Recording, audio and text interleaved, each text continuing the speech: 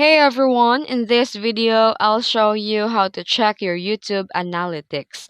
Let's get started. First, go to YouTube Studio and sign in to your YouTube account. Once you're inside the dashboard, look at the menu on the left side and click on Analytics. Here you'll see an overview of your channel performance, including views, watch time, subscribers, and estimated revenue if your channel is monetized.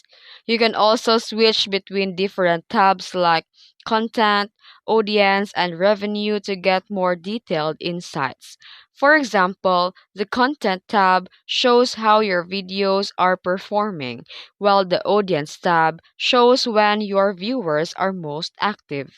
If you want to check analytics for a specific video, just go to the content section and select the video and click analytics. And that's it. That's how you check your YouTube analytics. If you found this video helpful, don't forget to like and subscribe for more tutorials. Thanks for watching.